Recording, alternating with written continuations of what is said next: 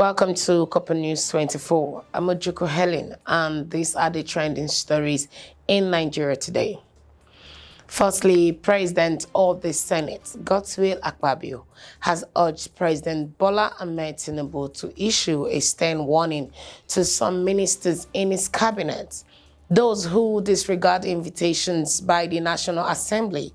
Akpabio said such ministers have no place in Tinubu's government because they are not democratic.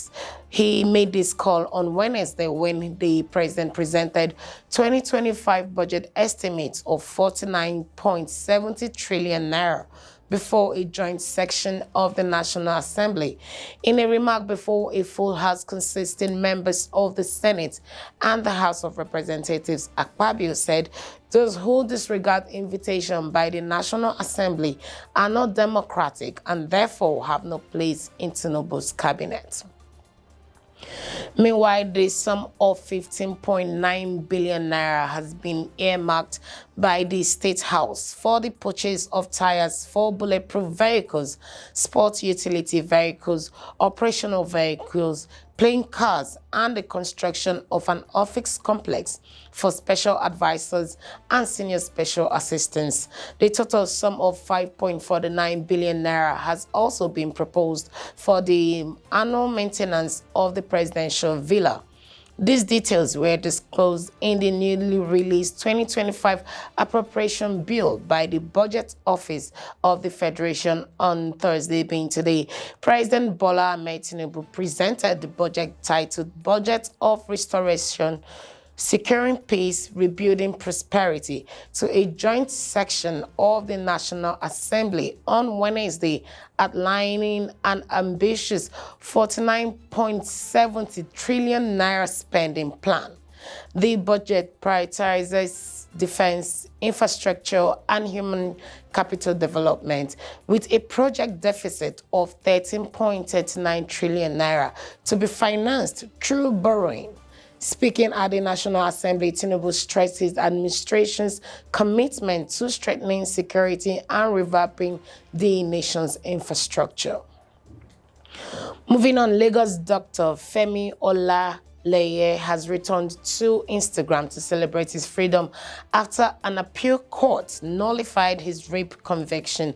Dr. Femi was discharged and acquitted after being sentenced to life imprisonment in October 2023 because his wife failed to provide documents, that is her NIN, that her niece that was allegedly raped multiple times by the doctor was just 16 years old at that time, meaning that the girl was over 18 years old.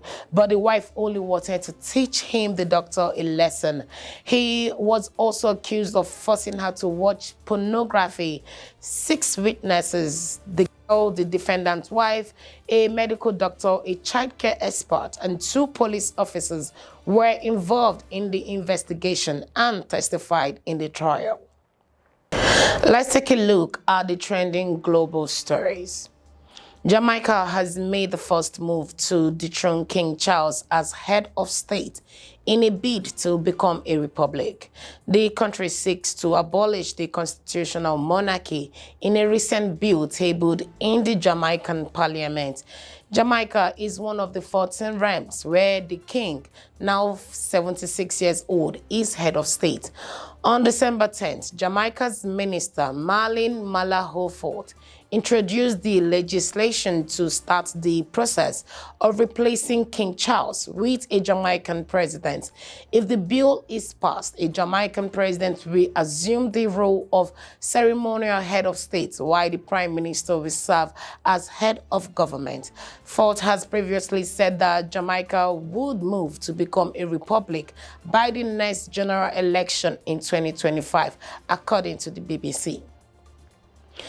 Keeping it real with the royal family, during the Duchess' royal career, Meghan Markle and Kate Middleton failed to find common ground adding on Prince William and Prince Harry's inability to reconcile may lead to widening the wedge between the royal wives. Meghan is very anxious not to appear critical of Kate, especially after what she's been through this year. But at the same time, she does privately find it frustrating that she isn't stepping up more to help Harry, especially as she is touted as the peacemaker. In conclusion, Lieutenant General Igor Kirillov, a chief of Russian nuclear, biological, and chemical protection troops, was outside a residential block just after 6 a.m. early Tuesday morning. An explosive device shattered the morning quiet in Russia's capital. A bomb in a scooter detonated remotely, killing the senior military officer. Photos of the aftermath shows him face down in blood-stained snow. The attack on Lieutenant General was part of an escalation campaign by Ukraine's security and intelligence services to kill high-profile figures in Russia's war efforts. And that'll be all for trending stories today in Nigeria and beyond. I hope you enjoyed watching. Stay informed, stay ahead, and stay tuned.